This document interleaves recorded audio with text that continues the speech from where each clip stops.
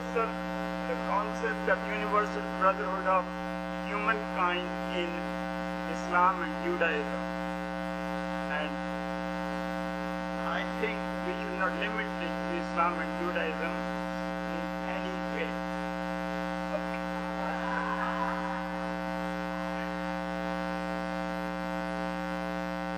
The Jewish declaration is known as Shema. It simply says, "Hear, O Israel, Lord, the God is one. Yahweh, Elohim, Yahweh, Ahad. Lord is God, Lord is one." The first line of the Nicene Creed says, "We believe in one God, Father in heaven, creator of all universe and everything visible and invisible." The Muslim creed is, "I declare that no one worthy of worship except God." And then we usually add wahdahu wa la sharika lahu. Wahdahu the same as Ahad, Shema. Ahad means one. Wahdahu is and he is one. La sharika lahu, and he has no partner. No one shares his power and authority. We have two wonderful speakers here today. On my right is Ara, everybody knows him. On my left is Haytham, everybody knows him too. And we have decided that since Judaism is senior, we're going to start with Haytham.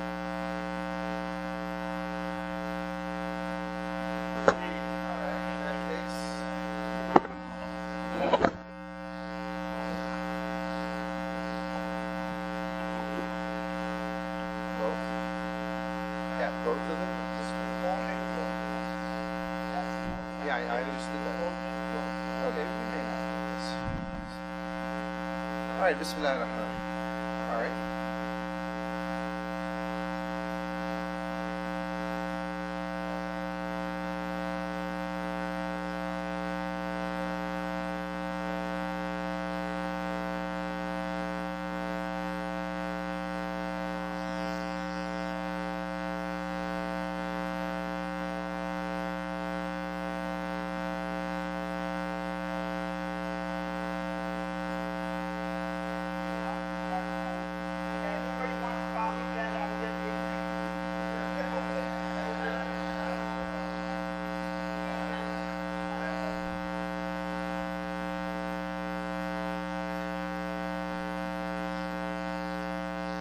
Can this tape be spliced? Alright. Bismillahirrahmanirrahim. In the name of God, the merciful, the giver of grace. I was how long do I have? 15 minutes. Thank you very much. Would you tell me like tell you what this? Would you tell me like 5 minutes, 10 minutes? Because my presentation is actually in 3 parts. Okay, but first let me say that while Judaism is older, Ishmael is also older. Anyway, now, and I'm sure he was not saying the word Shema. How is that pronounced, Shema? Shema, no, it was similar. Shema. How was it? No, this word I don't know, but you were saying it in a very interesting way, which sounded a lot like an Arabic colloquial word that we always use when I was in Saudi Arabia, shama'a, which means basically clothes hanger. And so I thought it was kind of appropriate because it is basically what you hang your entire faith on. But that would be like a midrash. That would be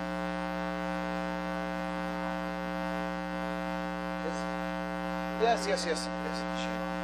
Just the pronunciation of that particular word. Alright. So, okay. Islam and Universal Brotherhood. I decided to break it up into 3 parts. Let's say 3 mindsets, 3 mentalities. However, each one, in my understanding, is valid to a certain degree,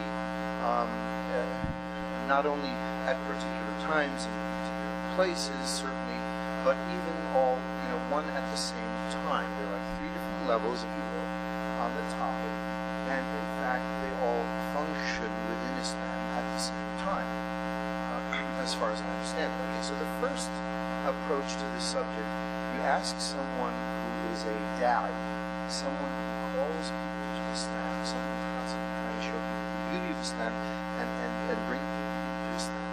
Okay, so his approach, his selling point, if you will, which is really the foundational thing when we're talking about Islam and mankind.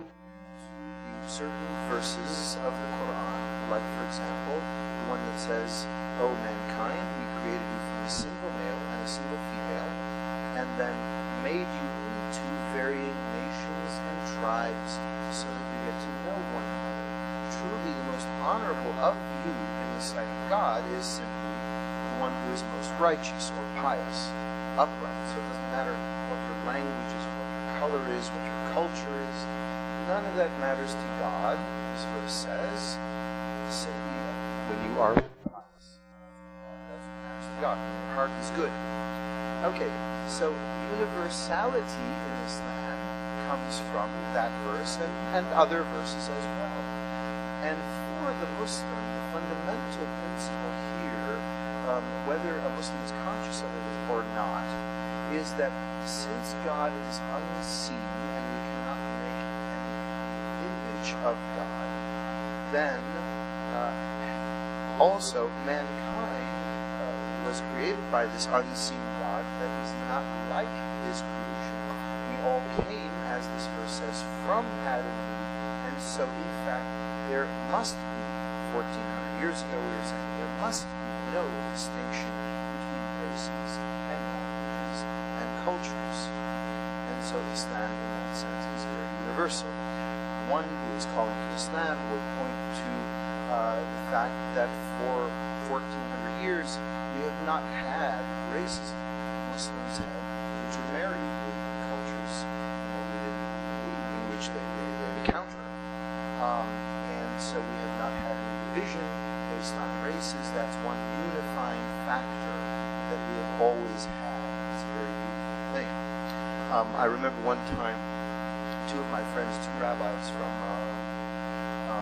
from the synagogue in Bethesda, they were at the mosque one day, one night when people were filing in for the Isha prayer, and they were just looking around looking at, and I asked them, I said, what is it? And they turned to me and one of them said, this is the real United Nations here. So, Islam has this ability to unite people. When Islam enters a land, when a people accept Islam, they don't change who they are. For example, if a person enters Islam and they wish to change their first name, they change it. Changing their last name, no matter what it is forbidden in Islam, because that person is who he or she is. When a woman is married, she doesn't change her last name. Her identity remains sacred. Culture remains sacred as well, right? Islam enters a land. When the Chinese entered Islam, there are 2 million Chinese Muslims, right? They didn't change their style of clothing or the food that they ate, nor the things that they considered to be their customs, their cultures. What Islam does, essentially, when it enters a people, is it supports all of those cultural things which are natural to them, that are good and healthy according to God's general law. And it only forbids and it only removes the things, if they are within that culture, that are destructive to the people, destructive to the culture, according to God's general law. When I say God's general law, I mean the same law, basically, that He revealed to all the people, all the prophets. The same law that He revealed to Moses. The same basic, the same basic moral laws. So that would be the selling point to that person. Approach a person and say, come into this fold and you will experience this. That's the da'i, the one who calls to Islam. The second position is the one of the fundamentalists, the one who looks at Islam in a full sense of the word as a religion, a way of life, and a political entity, which does not exist. And at this point, in my opinion, cannot exist because there is no kind of sane leadership, if you will, to run such a thing. So the person who looks at Islam in that way says, Islam established on earth can exist in peace with all with all the people around it, no matter what religion or lack thereof they are, with all the nations around it, Islam as a nation can exist. However, there are certain conditions, there are certain stipulations. There must be, for example, if there's an aggression, then we must act. If the Muslims win any kind of aggression, they establish Islam. However, the point of view of this kind of person is to you your religion and to me mine. In fact, that's from the verse from the Quran. They have this kind of mentality about the world. Sure, they won't harm you, they won't aggress against you. If they do, you can call them on it if they are proper Muslims. Unfortunately, most do not really understand Islam the way they should. But theoretically, according to the Sunnah of the Prophet and the way that his followers, his first four, the Khulafa, did, justice is justice, so he should not commit any injustice against you. However, his position is, you are on that side of the fence and I'm on this side of the fence. Those people tend not to look so much at the verses that emphasize the people of the book, and the special relationship that exists between us and the people of the book as opposed to us and the other people in the world. Okay. But they tend not to emphasize that. They tend to focus on Islamic ummahhood, if you will. The third approach, and I think this is the approach that the majority of Muslims really have, because the vast majority of Muslims, on the one hand, are not politically oriented. They don't really see the necessity for having an Islamic state, if you will. They don't really believe that it's ever going to happen.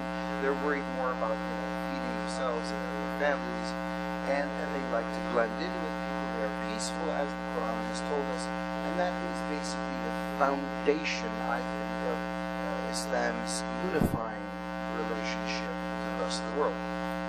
Neither is Islam so universal that we just blend in with everybody else and say, okay, everybody is equal and everything's the same. Nor do we close the door as if we are saying, this is the way, the truth, and the life, no man comes unto the Father but by this path. Okay, so we're not entirely exclusivistic. We don't say this is the only path to God, nor are we entirely universal. The proper position, if you will, with regards to how does mankind live together with this diversity, noting that from this one verse and others, which I don't have time to mention, from this one verse we see that God acknowledges diversity. There's one other verse. There's another verse which says that in God's will He would have made you all one nation, but His desire is to test you in that which He has given you.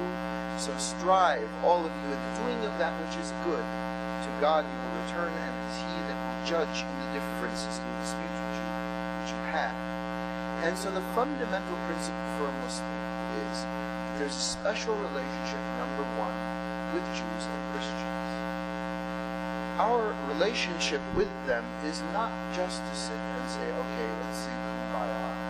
Our relationship with them, first and foremost, in fact, could be first and last, because really it's where the responsibility of Islam is to remind them of the one God of Abraham, and that obedience to God is tangible, is important. There's a verse in the Quran, O people of the book, let us come to a common agreement between us and you, that we will worship none but the one God, that we will not erect from among ourselves lords other than God, like this. We will focus on God.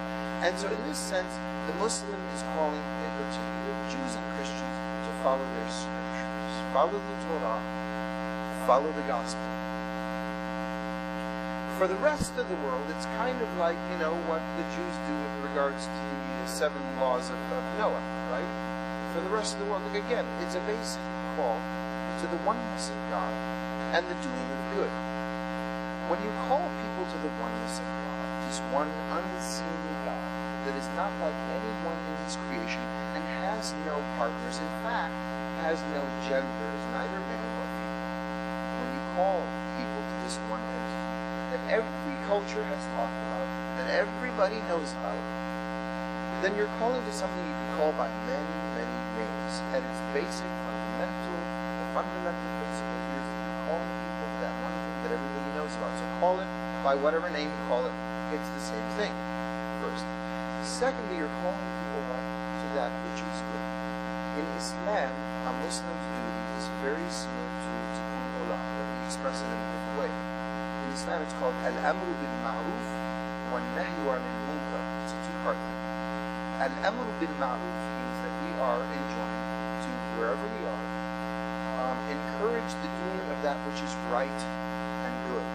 Wa nahyu anil munkar, that wherever we are told to discourage, to discuss, to protest, to forbid the doing of that which is bad, that which is corrupt in a society. And so, whatever that may be, the scales of which will differ from one culture to another culture, because the Sharia is not something that is set in stone. It does vary from time to place from one culture to another. Whatever that is, that's what the duty of a Muslim is, to encourage those good things. So please vote for Obama. Okay. And all right. So, and then now I've gotten completely off track. Okay. But in that sense, the true Islamic teachings, which I think are pretty clear to knowledgeable, but even the general population, the basic thing that a Muslim wants is to establish that which is good, have the freedom to practice their own faith as being unique. And in that sense, when there is good on earth, to be able to live in peace within diversity. Unity within diversity is an Islamic theme. All right, now I'd like to point out two things. How much time do I have? 2 minutes? Great. I'd like to point out then two things which are important. When we say there's one God, okay, everyone says, I understand. When we say there's a law, that God must be obeyed, His law must be obeyed, we would say that the law, obeying law, is inseparable from belief. You believe, why don't you obey? It's very simple. God says jump, we don't even ask how high you jump. He says pray, we pray. He says fast, we fast. So our understanding, our viewpoint, our opinion these days as Muslims is that the world is a mess because of our disobedience to God, our violation of so many things.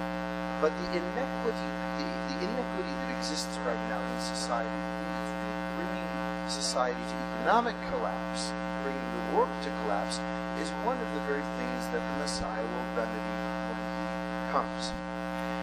There is no charity that people give. In God's law, there's a certain percentage of your wealth that you must share with the poor. Capitalism has destroyed it and replaced it with greed. And the other thing, which is even bigger and more important, is usury, interest, the machine by which the rich get richer and the poor get poorer. It's forbidden in the Bible, and God has every right to say to us, how many times did I tell you, usury is forbidden?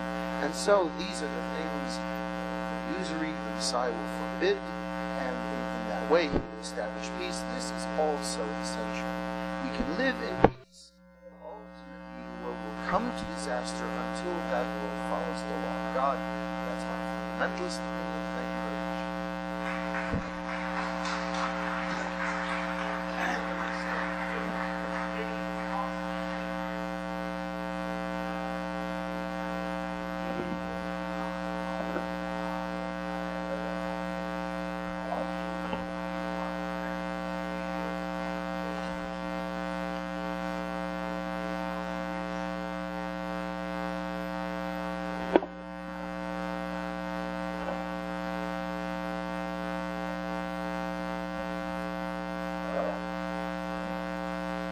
Thank you. All right, the Brotherhood of Man. You will excuse me I'm fully aware that I should be saying the siblinghood of humans, but it doesn't quite have the same ring, so please forgive me if I continue with the Brotherhood of Man, knowing full well that it's terribly politically incorrect. I actually was very interested in this topic because, as in Islam, Judaism has particularist attitudes and universalist attitudes. And indeed, it's gone through periods of history where one or the other was emphasized, even to the exclusion of the other. So I was interested in literally looking for myself into the texts, into sources, to see where is the Brotherhood of Man expressed in Jewish religion and culture, and how. So to kick off what I hope will be a lively discussion, let's take a look at 5 textual foundations of Jewish law and culture to see what these sources teach us about the concept of universal brotherhood of man in the Jewish religion and culture. I'm going to look first at the Tanakh, the Bible, the Hebrew Bible. Secondly, at Torah She'ba'al Peh, the oral tradition.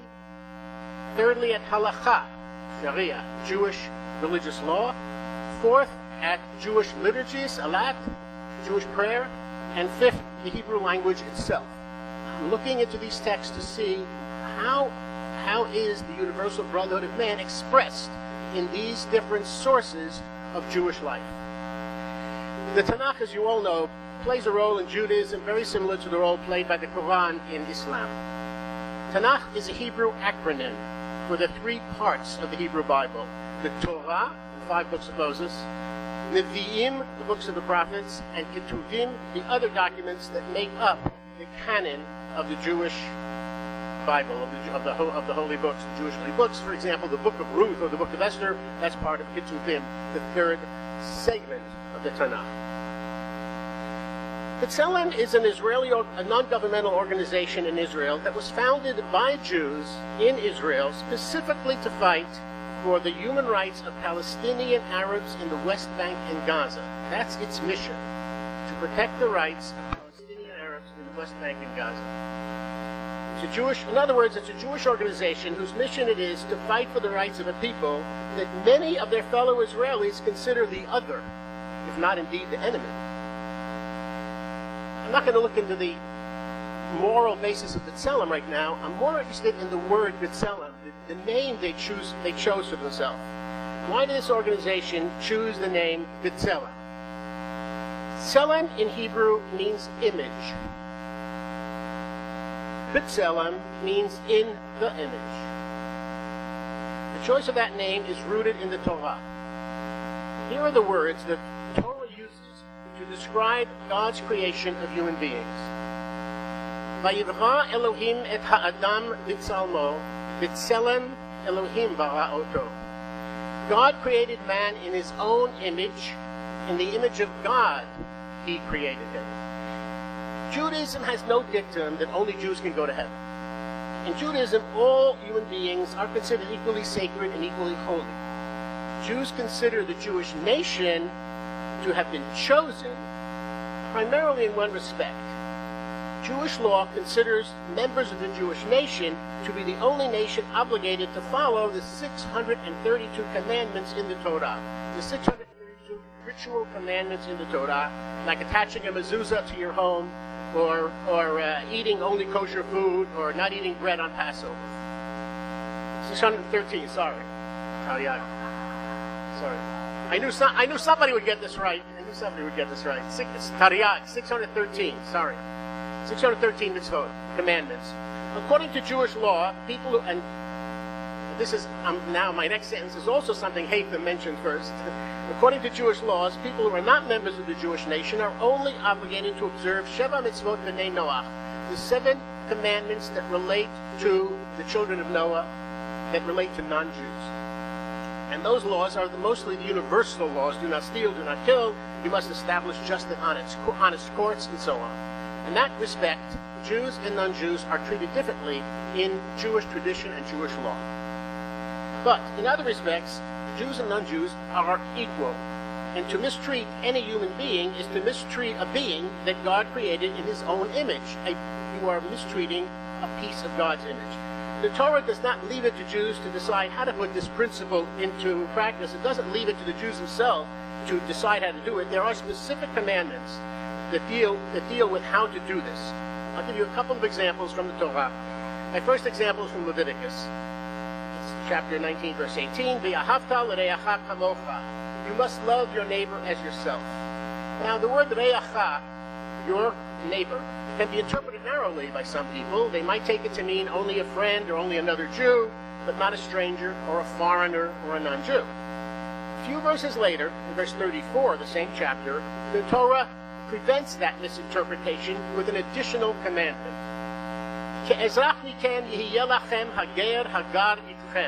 Treat the stranger who lives among you as a guest. And you shall love him as yourself. Because you were strangers in the land of Egypt. And we find even more specificity in the third example from the Torah. This example is from the second part of the Tanakh, the Nevi'im, the prophets. In Ezekiel, Yechezkel, we read God's instructions to the Jewish nation about how they're to divide up the promised land among the Israelite tribes. This is what it says in verse 22 of chapter 47. V'haya tapilu ota benachala lachem v'lahagevrim hagavrim b'tochachem asher holdu banim b'tochachem v'hayu lachem ke'ezrach b'bnei Yisrael itchem yapilu benachala b'toch shebtei Yisrael. And when the time comes to divide up the land, you will divide the land by a lottery for you and for the foreigners who live among you, who beget children among you. You will treat them the same as native-born Israelites. They shall share their inheritance with you among the tribes of Israel. That's what it says in the Torah. We'll discuss later how this does or does not fit with what many Jews actually do this today. The second source I would look at is Torah She'Ba'al Peh, the oral tradition. The Torah She'Ba'al Peh plays a role in Judaism similar to, but not exactly identical to, the role played by the Hadith in Islam.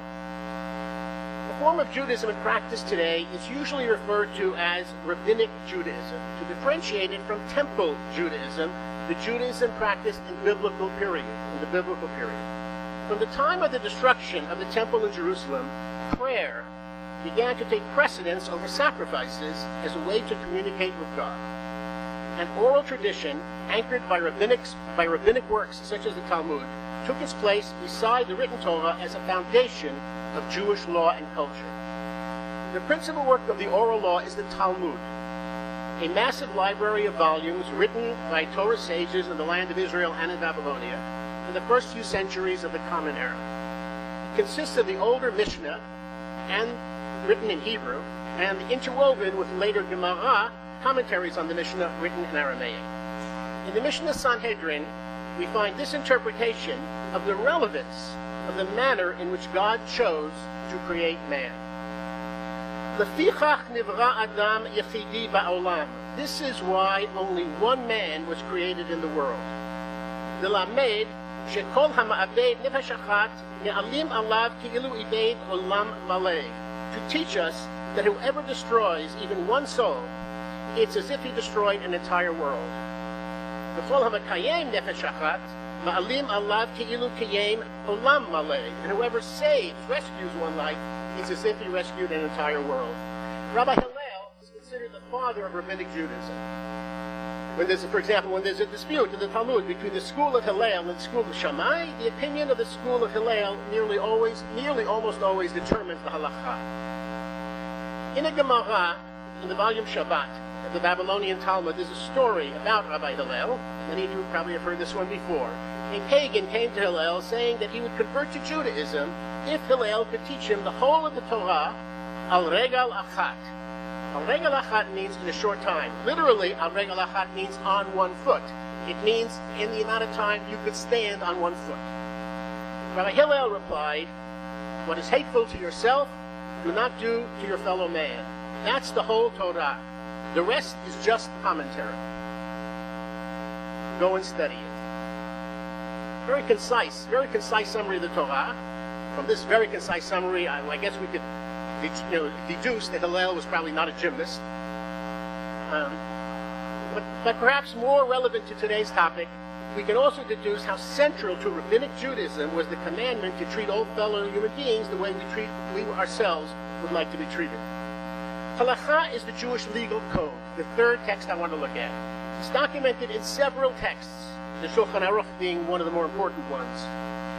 As is the case with Sharia in Islam, Halakha includes not only what most Westerners would call religious obligations, but also civil law, foundations for a just and ethical society where ideally no one would unfairly deprive, harm, or take advantage of another human being, where everyone shares with, assists, and protects his fellow human beings.